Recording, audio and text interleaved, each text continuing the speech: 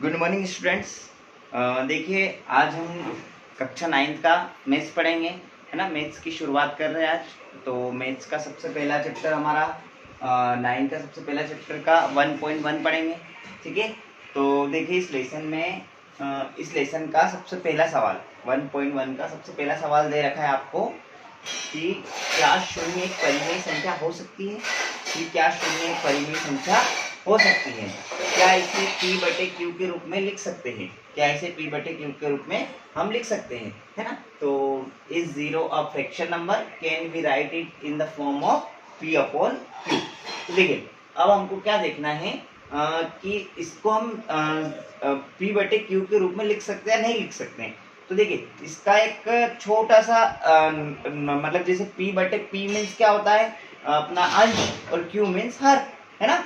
तो इसमें क्या होता है कि अगर q बराबर 0 होता है, q बराबर अगर 0 होता है ना, अगर q बराबर 0 होता है तो q बराबर अगर 0 होता है मीन्स वो हमारा फ्रैक्शन नंबर नहीं है ना। q बराबर अगर 0 होता है तो वो हमारा फ्रैक्शन नंबर नहीं है। लेकिन हमें क्या करना है, p जैसे कि q बराबर अगर 0 होगा तो फ्रैक्शन नंबर नहीं है। लेकिन अपन क्या करेंगे, जैसे कि 0 को परिमेय संख्या अगर लिखते हैं तो किस तरीके से लिख सकते हैं, 0/1, 0/2, 0/3। तो यहाँ पर p बराबर क्या आ रहा है 0, और q बराबर क्या आएगा 1 आएगा, या q बराबर 2 आएगा, या q बराबर 3 आएगा। तो क्या q बराबर 0 आ रहा है, क्या नहीं आ रहा है ना। q बराबर 0 नहीं आ रहा, मतलब q बराबर 0 नहीं है। इसलिए q बराबर 0 नहीं, इसलिए ये हमारी जो 0 है वो एक रेशनल नंबर है, एक परिमेय संख्या है। इसका ध्यान रखना अपना। p मीन्स अंश और q मीन्स हर, है ना। तो हर बराबर 0 नहीं होना चाहिए। तो हमारा जो अंश है वो तो 0 है, लेकिन हर को क्या मान रहे हम 1, है ना। और 2, 3 जो भी एग्जाम्पल आप लेना चाहे अपने मन से एग्जाम्पल ले सकते हैं। तो इसलिए हम कह सकते हैं कि जो 0 है वो एक रेशनल नंबर है ना। 0 एक वो रेशनल नंबर है, ठीक है। ये हमारा पहला सवाल हो गया है। अब देखो दूसरा सवाल क्या दे रखा है कि 3 और 4 के बीच 6 परिमेय संख्या हमको निकालना है। तो 6 फ्रैक्शन नंबर बिटवीन 3 एंड 4। तो कितनी संख्या निकालनी, 6 परिमेय संख्या निकालनी। देखिए कोई सा भी सवाल हो इस लेसन का जिसमें आपको अगर परिमेय संख्या निकालने का बोलते हैं कि इसके बीच में परिमेय संख्या निकालिए, तो पहले तो उसे आपको परिमेय संख्या बनाना पड़ता है। अगर परिमेय संख्या नहीं है तो, अगर परिमेय संख्या है तो कोई प्रॉब्लम नहीं, अगर परिमेय संख्या नहीं है तो उसे पहले परिमेय संख्या बनाना पड़ेगा, है ना। और दोनों को प्लस करना पड़ेगा। तो देखिए 3 और 4, है ना। यहाँ पे देखिए क्या दे रखा है कि अब अपने पास दो परिमेय संख्या है, दो परिमेय संख्या है। अब 6 फ्रैक्शन नंबर, है ना, 6 फ्रैक्शन नंबर निकालना है हमको, मतलब 6 परिमेय संख्या निकालनी है।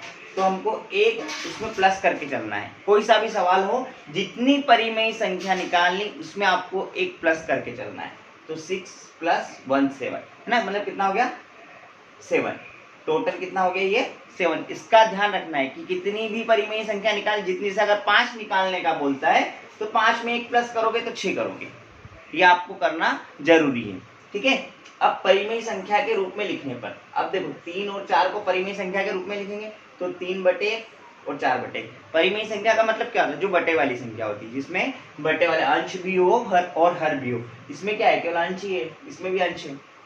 लेकिन परिमेय संख्या की बात हो रही तो इसको हमें परिमेय संख्या बनाना पड़ेगा। तो 3 था तो 3/1 कर दिया, 4 है तो 4/1 कर दिया। अब क्या करेंगे अपन, अंश और हर दोनों में 7 से गुणा कर देंगे। 7 कहां से आया, ये हमारा 7 आया था, 6 और 1 को प्लस करा हमने, 6 और 1 7। तो अंश और हर दोनों में, दोनों संख्याओं में अंश और हर में दोनों में 7 से गुणा कर देंगे। तो 7 का ये करा हमने 3/1 में 7/7, और 4/1 में 7/7। इसका गुणा करेंगे तो 21 आएगा, और इसका गुणा करेंगे 7 आएगा। फिर यहाँ पर इसका गुणा करेंगे तो 28 आएगा, और इसका गुणा करेंगे तो 7 आएगा।